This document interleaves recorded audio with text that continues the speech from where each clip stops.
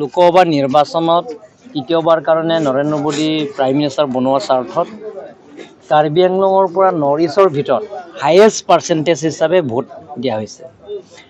First আছে হৰেণ সিং বে, second আছে কিৰণ ৰিজিজু অৰুণাচলৰ পৰা, থাৰ্ড আছে ৰামেশ্বৰ তেলী। কিন্তু হাইয়েষ্ট পাৰ্চেণ্টেজ হিচাপে ভোট পাইছে হৰেণ সিং বে, 3,39,000। এবাৰ আমি আশা কৰিছোঁ যে দিনে দিনে আমাক যিটো নৰেন্দ্ৰ পৰিয়ালৰ যিটো বাঢ়ি আছে, পৰিয়ালবিলাকে যিটো আমাৰ যোগদান কৰি আছে দিনে দিনে, যে এবাৰ আমি ভাবিছোঁ যে ভাৰতৰ ভিতৰত পাৰ্চেণ্টেজ হিচাপে আমাৰ 380 পাৰ্লিমেণ্টাৰী কনষ্টিটুৱেঞ্চি অমৰ সিং টিছৌ নৰেন্দ্ৰ মোদী তৃতীয়বাৰৰ কাৰণে প্ৰধানমন্ত্ৰী বনোৱা স্বাৰ্থত হাইয়েষ্ট পাৰ্চেণ্টেজ হিচাপে ভোট পাব বুলি আমি আশা পালোঁ। কিন্তু মোৰ নেতৃত্ব নহয়, এইটো নৰেন্দ্ৰ মোদী ডাঙৰীয়া নেতৃত্ব আৰু ডক্টৰ হিমন্ত বিশ্ব শৰ্মাই যোগদান কৰিছে। এইটো মোৰ নেতৃত্ব নহয়, মইতো সাধাৰণ আপোনালোকৰ নিচিনা সৰু মানুহ।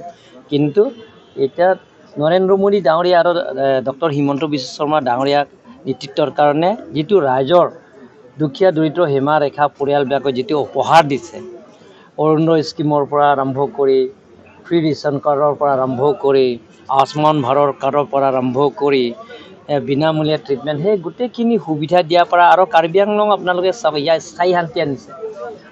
আগতে আপোনালোকে চাই অসমত হ'লে আলফা, নৰ্থ ইষ্টৰ হ'লে এতিয়া সদায় NACNৰ সেইবিলাকৰ এক্সট্ৰিমিষ্টৰ কৰবা আৰ্মিৰ লগত যুদ্ধ কৰা কিবা মাৰ্ডাৰ আপোনালোকে দেখা পায়। অসমলৈকে আলফা আপোনালোকে দেখা পায়। কাৰ্বি আংলং ডিমাচা হ'লে সদায় আপোনালোকে দেখা পাব যেতিয়া সেইটো অগ্ৰপন্থী দলবিলাকৰ এইটো বন কল কৰে, কাৰোবাৰ এক্সট্ৰিমিষ্ট গ্ৰুপবিলাকৰ বন কল কৰে, তাৰপিছত আকৌ ৰোড ব্লকেট কৰে, বন কল কৰে, সেই গোটেইখিনি এটা পৰিৱেশে বেয়া আছিলে। এতিয়া কাৰ্বি আংলঙৰ যেতিয়া নৰেন্দ্ৰ মোদী ডাঙৰীয়া নেতৃত্ব লোৱাৰ পিছত, অসমত ডক্টৰ হিমন্ত বিশ্ব শৰ্মা ডাঙৰীয়া নেতৃত্ব লোৱাৰ পিছত দিনে দিনে আজি আমি যোগদান কৰিছোঁ।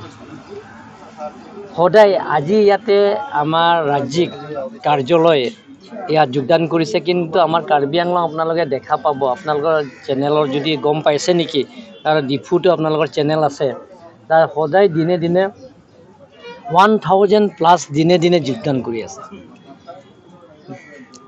ডেইলি মানে 1,000+ৰ কাৰ্যসূচী চলি আছে তাতে। এতিয়া আপোনালোকৰ চেনেলত গম পাইছে। গতিকে ইলেকশ্যন সময় ক'বা সমালোচনা অপপ্ৰচাৰটো থাকে, সেই সমালোচনা অপপ্ৰচাৰটো কাৰ্বি আংলং ৰাইজে এইটো বিশ্বাস নকৰে।